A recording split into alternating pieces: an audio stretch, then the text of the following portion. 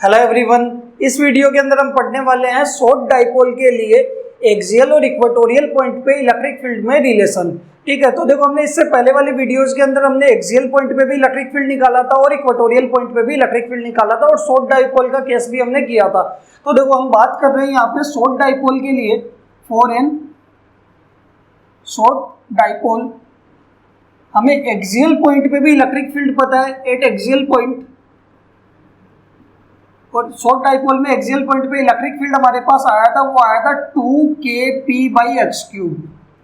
यहाँ पे देखोगे तो k तो क्या है आपका कूलम्स कांस्टेंट है जिसकी वैल्यू होती है 1/4πε0। p होगा वो होगा डाइपोल मोमेंट और x क्या है सेंटर से उस एक्सियल पॉइंट की distance.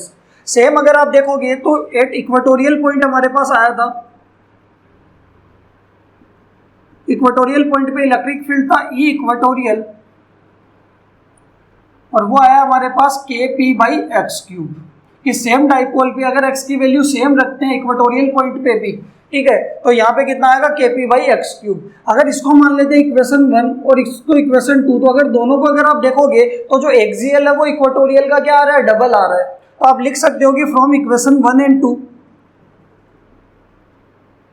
E axial equals to, देखो 2 को तो रहने दो, और इस पार्ट को क्या लिख सकते हो E इक्वेटोरियल, तो ये आ जाएगा 2 टाइम्स ऑफ E इक्वेटोरियल। कि एक्सियल पॉइंट पे इलेक्ट्रिक फील्ड इक्वेटोरियल का क्या होता है, डबल होता है।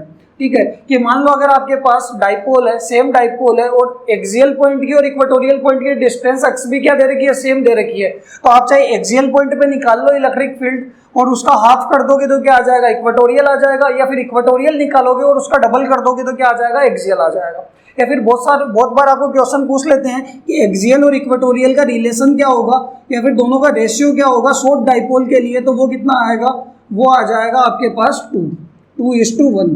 क्लियर है यहाँ तक। लेकिन ये रिलेशन सिर्फ शॉर्ट डाइपोल के लिए होता है, लॉन्ग डाइपोल में दोनों में रिलेशन नहीं होता, दोनों के फॉर्मूले अलग अलग होते हैं। लॉन्ग डाइपोल में अगर आप देखोगे तो E एक्सियल आता है, वो आता है 2kpx/x² - L² का यही अगर आप इक्वेटोरियल पे देखते हो, लॉन्ग डाइपोल के लिए बात कर रहा हूं मैं, ये लॉन्ग डाइपोल फॉर कि जनरल नॉर्मल डाइपोल की बात हो रही है जिसके अंदर लेंथ क्या है, L की वैल्यू छोटी नहीं है x से, तो उस केस के अंदर, और इक्वेटोरियल पे कितना आ जाएगा, वो आएगा kp/x² + L² 3/2। ये आपके पास क्या इक्वेटोरियल पे लॉन्ग डाइपोल के लिए, और ये शॉर्ट डाइपोल के लिए। क्लियर है यहाँ तक। और दोनों का रेशियो क्या होगा, 2:1।